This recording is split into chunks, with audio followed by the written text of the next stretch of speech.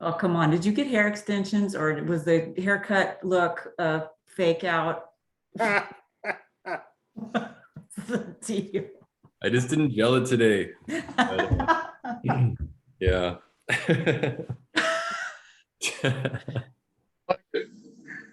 I approve.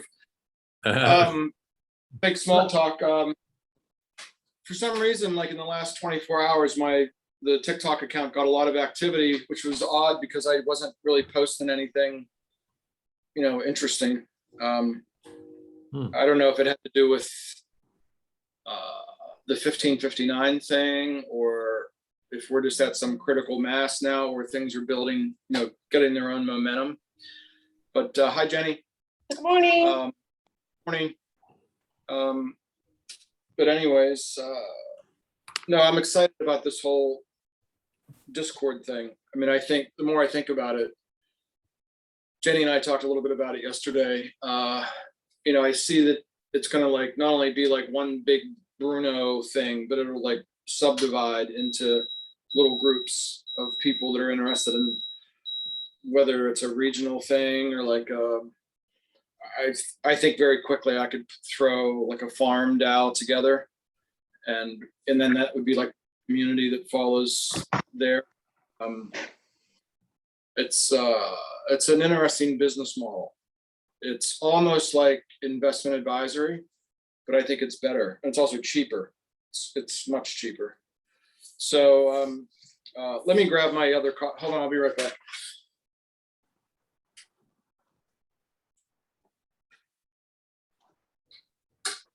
Hey Mel, on the last meeting, did you guys convert your IRA over? No, we may be doing that today. Okay. What we're going, Lyle and I met for quite a while. We talked a little bit about security and what we can show and can't. I mean, I don't want any of my personal information exposed. Totally. But I want to formulate a model for anyone else who wants to do this. Like Lyle pointed out that there will be people coming from a lot of different kinds of accounts. So this is just one, but if it could be a tutorial, I think it's a good place to start. And absolutely. I'm ready. I've thought about it for a long time. Cool. That's exciting. Do it or get off the pot. That's right. I actually have a crypto call with some local people who lost a lot in 2017, and they are committed to to guiding people to not doing it again. Right. And very informed. I haven't been on the call for a while, but I just learned last night that everybody right now is wanting to convert their Roths. There's a huge conversation going on about it that I haven't been involved in. And so I'm going to send this video to them if we get somewhere today, or if not, I'll be on the call tonight and let them know what we're doing.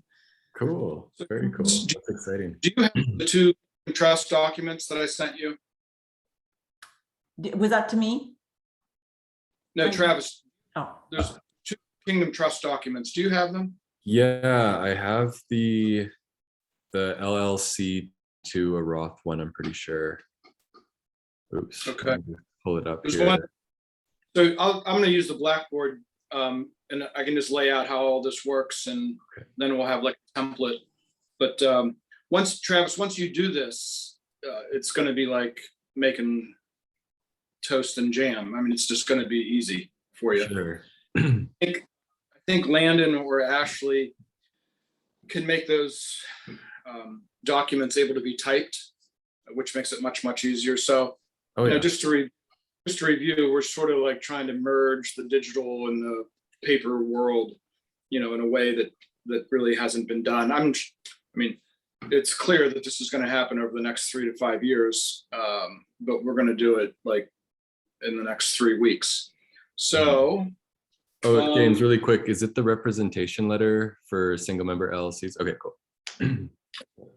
So if you get on the Kingdom Trust website, you'll see and you go to forms, they'll have like a how to open an account, and it'll just like throw you all this, all these forms.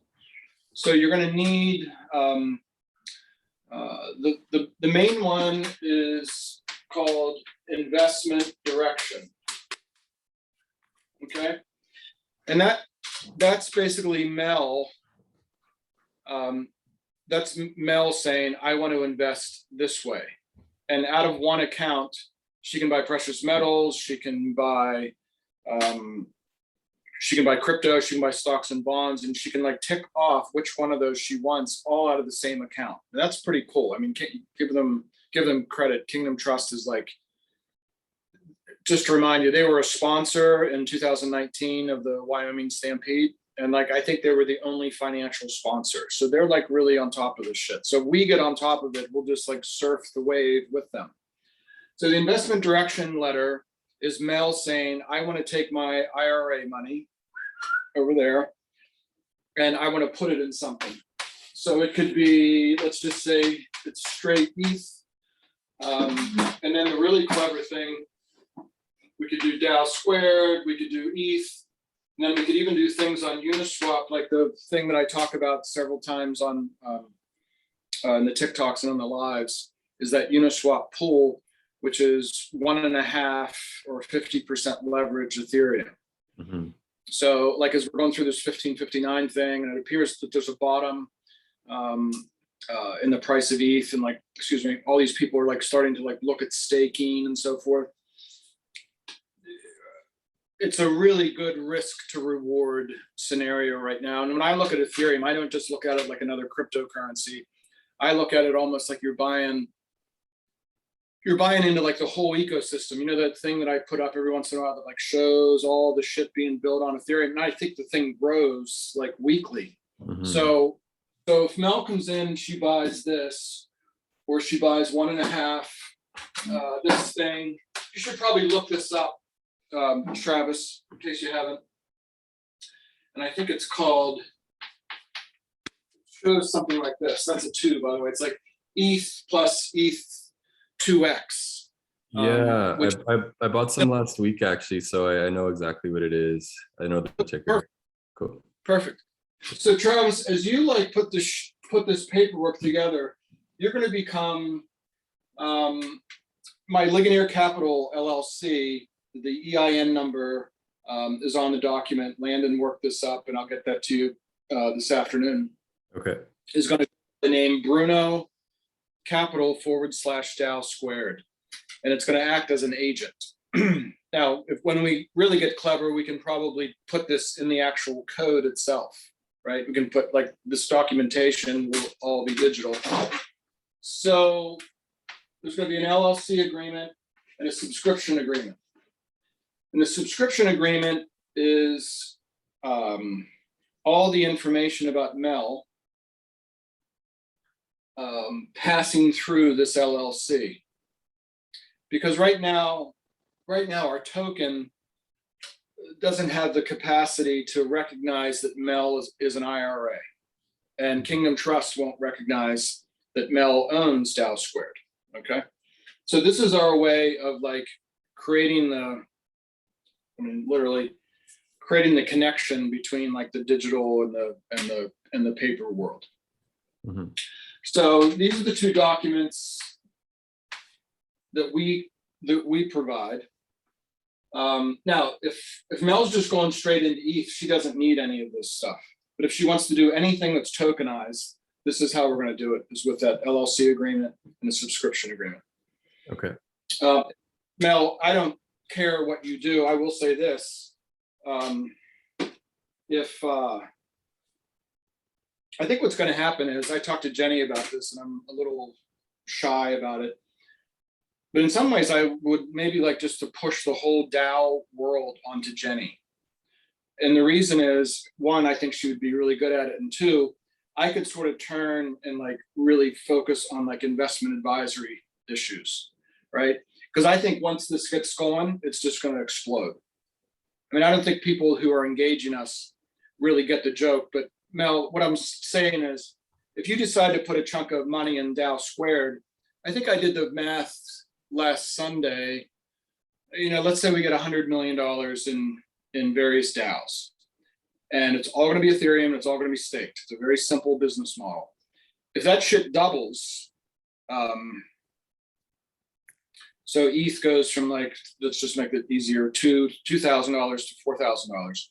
DAO squared should actually double that return, because it's going to have a claim, as I always say, of 10% of all the other DAOs. And I talked to Matt about this. It does sound like an investment, but actually we're just building, and Landon and I talked about this a couple of weeks ago.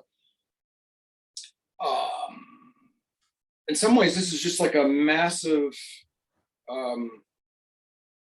spreading the software, spreading the ecosystem, like in this regional and themed way, right? It's trying to get as many people into the Ethereum ecosystem as possible. It's actually sort of a simple idea. It's like, let's build a McDonald's on every street corner, kind of an approach. Anyways, so these are the two documents that we're going to produce. Eventually, we'll have actual documentation that's coming from Wyoming, from Matt for this, but for right now, we can do it this way.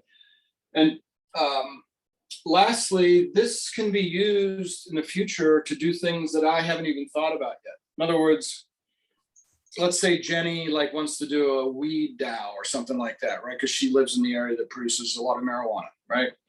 And the smaller farmers need equity to do that or something like that, right? So with this, we can create the DAO, tokenize it. Matt would create an amendment that says this is the weed DAO or whatever. And then this thing acts as the pass-through and how we get it into, that tokenized form at the same time with the paperwork. So the other thing up here is called the representation letter. And that is actually the LLC saying, yes, we are taking Mel's capital and we're going to do X with it. We're going to put it in whatever.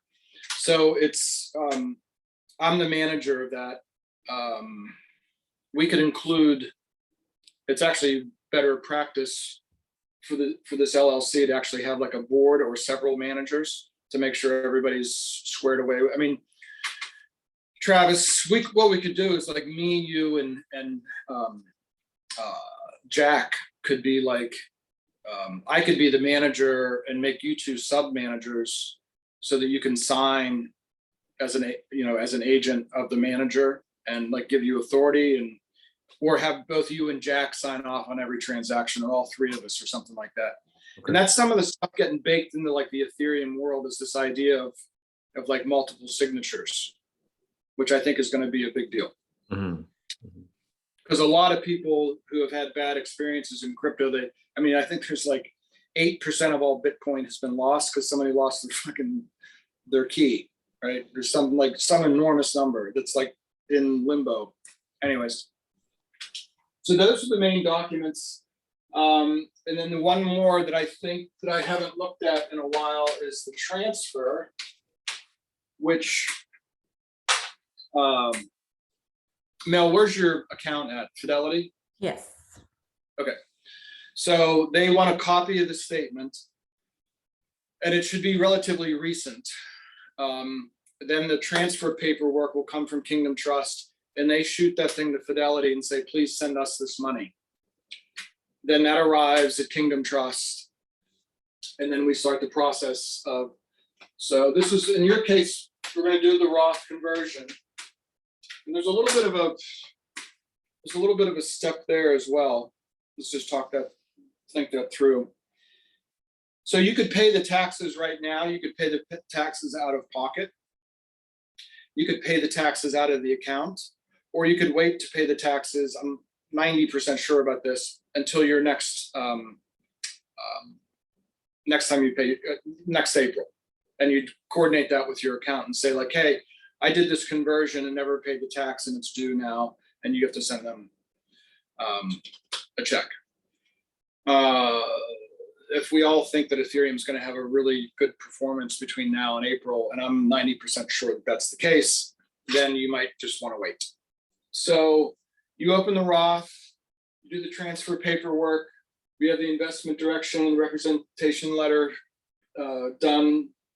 What I'm going to try to do is reach out to Tara, Travis, so that you'll have one point of contact at Kingdom Trust for everything that we do. That's how I've done it in the past. We've worked with them since like 2015.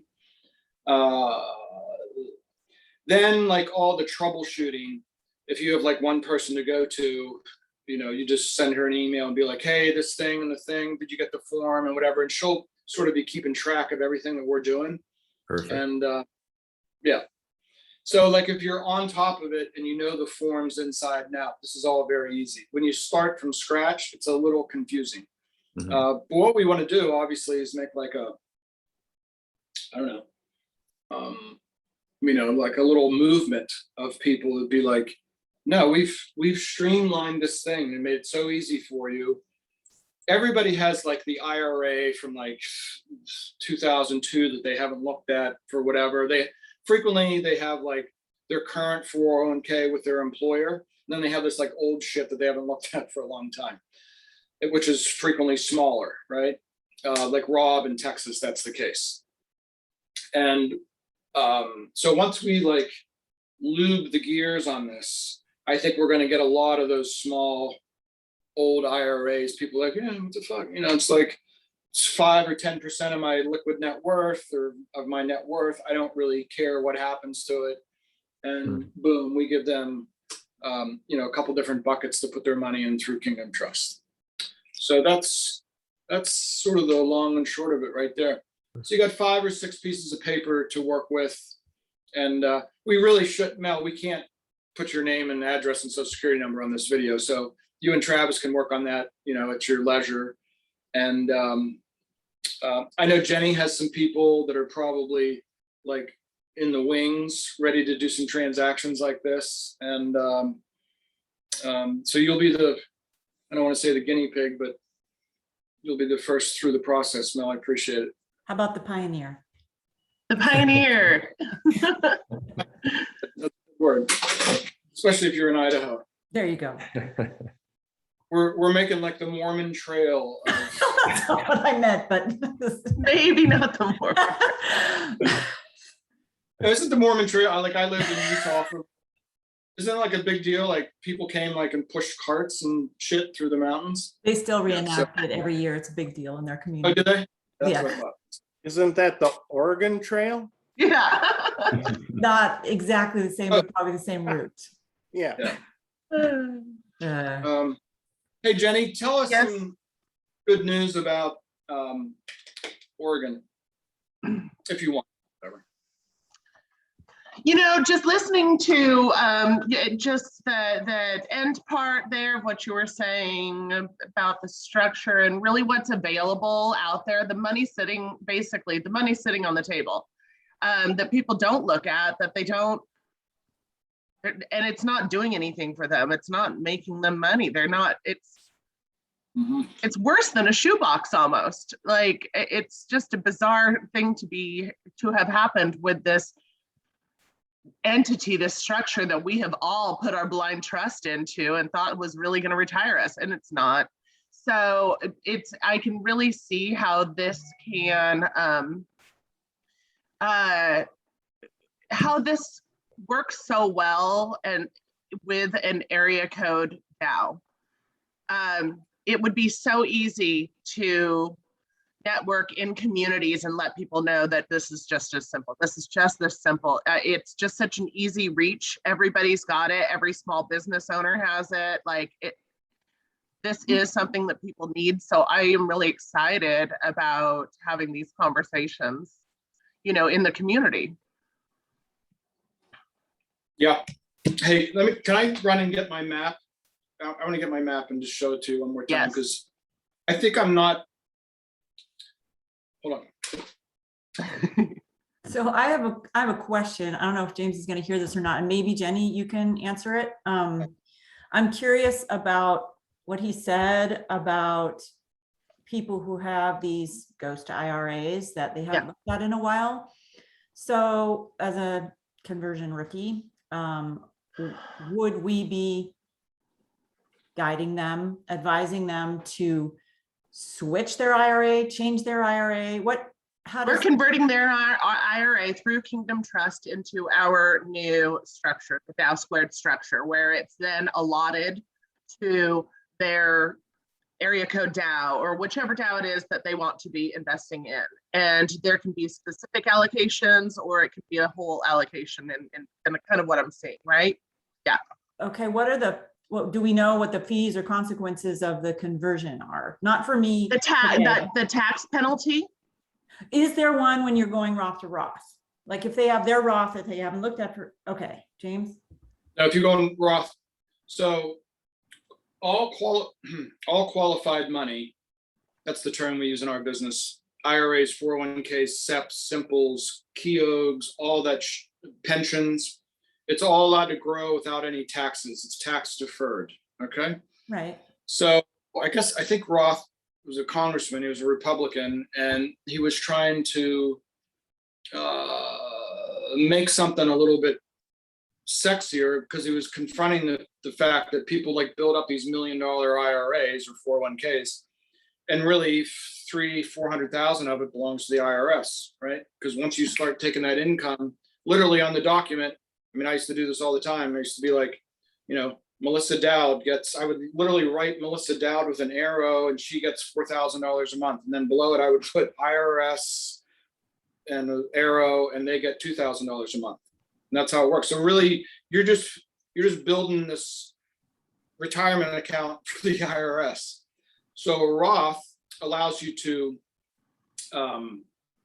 have that tax deferment, and after 59 and a half, you have none of that. You have no forced distributions, which you have to do at 70 and a half in an IRA. So it's been my theme that as I started the whole Bruno thing and TikTok, and I just one afternoon, I was like, wait a minute, if we have the potential to make 5 and 10, I'm repeating myself, but I'm just going to go with it. If you have the potential to take a small part of your net worth and make 5 or 10x on it and not pay taxes on it, then that pushes the numbers, in my opinion, like over the top, that everybody should be getting the fuck out of their qualified plans and going into a Roth, which is qualified with no taxes. I just don't think that that's very well known.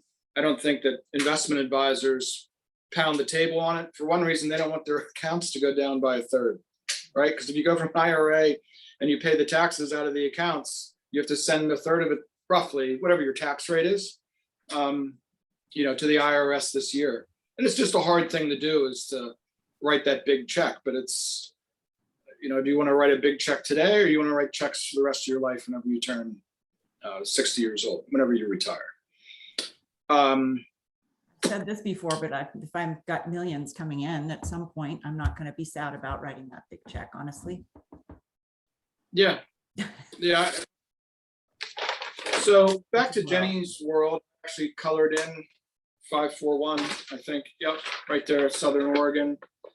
We want to put this on the website.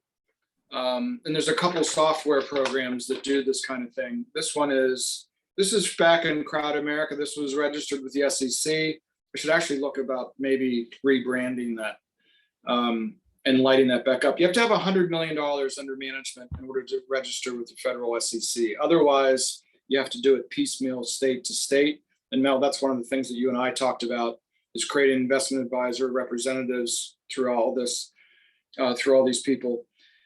That's the other thing, like with the Discord channel, I should probably through TikTok reach out and say, like, hey, people, like, pick your area code and come join the fucking thing for $100 and like help us light this up, like help us like spread the word. It's the attorney that did the documents for Crowd America is a sort of a famous Wall Street attorney. He's on CNBC quite a bit, and when he explained this hub and spoke pattern thing that is now our DAO squared world, he said, think of them like cells, like a communist cell or like a political cell or like for a while Bruno was going to be literally was going to be called capital cells, but nobody really seemed to bite on that. Just wasn't, I think it's too intellectual. But anyways, Mel, if you give, if you make an investment in DAO Squared, and Jack has a little bit more capital to work with, we'll just hit all these big mountain states and this thing will just fill up. We'll do Maine is like one, I mean, we could do like the 10 big states that have like one area code, and like when you look at this map, it'll be like, oh, I see what they're doing. Mel, then- you really will be the pioneer. Yeah, exactly. I It'll love be it. like, yeah. And then we I do have the two quick big, questions, Jim. Sure. Yep. Okay, so when you were just discussing that kind of like the cells and whatnot, I saw an awesome TED Talk a few years back about networks and the web effect of networks, and it's kind of the same visual. So I'll email out that link to the TED Talk if people want to look at it, because it's really kind of like mind opening, but I know we all get it now. That's what we're all doing. Well, so there's that. yeah, I haven't done a good job of explaining this because I think I have a lot of shit in my head that I know, but that I don't like articulate well enough. Like, but Raoul Paul does that thing about the exponential age, and he was interviewed by Camilla Russo, who's the author of The Infinite Machine, and has that. I just posted. They have a whole. Her blog is called The Defiant, named after. And but no, he's doing analysis of Ethereum. He's a hedge fund analyst, research person. So, and I'm trying to like talk to people when they think about Ethereum. Stop with the coin thing, because you're not. Bitcoin is a coin, okay? The network effects of Bitcoin, I think, are pretty limited. They're significant, but they're limited. In other words, people just tell each other, hey, let's all buy Bitcoin and like do the Bitcoin pizza thing, right? And the idea is like, we're going to take this to the moon. Ethereum is much more profound than that because it's actually building these massive network effects. So whenever I show that thing with all the Uniswaps and sushi and all that stuff, you know, every time somebody creates a new thing, you know, and they bring in another 1,000 operators or whatever, the effects on the Ethereum system are exponential, right? So he does the analysis of crypto like he should, as like a hedge fund guy. You know, I tell some of the people that like, imagine General Electric in 1910. Like you can't really even imagine like how big the electrical grid would be, and there would be lights and fans and electric motors, and that's pretty much what's going on with Ethereum. But the network effect, and then there's something called Metcalfe's law, and you know, this is why people are so fucking annoying with this Cardano thing. They're like, what about Cardano? And I'm like, shut up.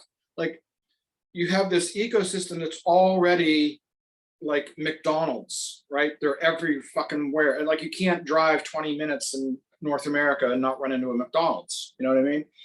And like, Ethereum has such a massive head start above all these other projects. My point is, the market cap of Ethereum should be based on the network effects. And this is, to Jenny's point, this is like a massive, massive approach to expanding that Ethereum system. Like, my dad has heard of Ethereum, right? But if I said, you know, there's this farm DAO and they're going to start investing, he would plug and play into the Ethereum system. He doesn't even know anything about Ethereum. He doesn't know about the code. He doesn't care about the price of Ether or whatever. But having that functionality of these DAOs would be the thing that brings him into the universe. I mean, I think that's what Jenny's talking about. I think it's really important to, like, the primary thing to do with folks when discussing, you know, is to deliver the trading and utility. Like, you could talk about the highs and lows and volatility of trading all day, but we're really not talking about that. That's not what we're doing. Let's focus on utility. And so Right. Following that, I want to ask you about the IARs. Okay, so I've looked. Which series is it that we should be getting? Because I've looked and I've seen, like, there's obviously many options, and I originally had thought I was going to get my 6, but You have said 65. So do we know for certain that that is what we should get? Should we get the full spectrum? We should be certified traders. The 65 does the full, like full trading. Yeah, it's not But trading. the 6 is for mutual funds and all of it. The Series 65 brings you into the world of investment advisory. The other thing that's very interesting, 65, you're considered an accredited investor. Mm-hmm. So think about this. Like I could just go to universities and Gen Z people and millennials and say, hey, like we could make a DAO that's like just to pay for people's Series 65, and we would train them. There's a little bit of nomenclature that you have to get through, but it's not, and it really does a great job of like giving you the picture world works and thinking about it. Not just when you take the Series 7, that's a tough test. I mean, I took that when I was 28 or something like that. And that makes you a broker. Now, a broker is different from an investment advisor because a broker gets paid on transactions. Okay. Investment advisors get paid a fee. They get paid for delivering advice somewhere. Like I'm going to charge Landon set me up with and I'll do, talk to people for a half an hour and charge them $250. They'll pay through PayPal. It's that, what do you mean $250 for half an hour? Well, if I can make them like change their direction of their portfolio, like if they get off the phone with me and buy a couple ETH in 10 years, like the $250 they spent talking to me will like change their. So it's very, very well spent. But so the Series 65, to answer your question, Jenny, it's not terribly difficult. It's not nearly as hard as the 7. It's an investment advisory representative standard. We would either register in all the states. I don't have to show you the states. Or we would register directly with the SEC. And then people can plug and play. And we want Bruno to become, I like to say, a digital Edward Jones. So I've got another question then. So of our internal group here, who intends to take that exam? Who intends to get that licensing? I do. Mel, I think you do, right? Does anybody else want to do that? Have interest in that?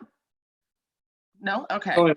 It's only like $200 to take the test. It's not about a month to go through the thing.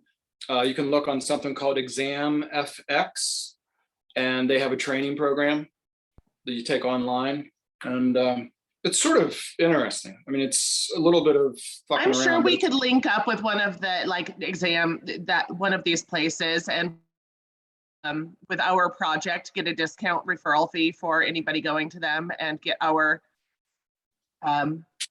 exam discount. So yeah, I mean, sorry to interrupt you.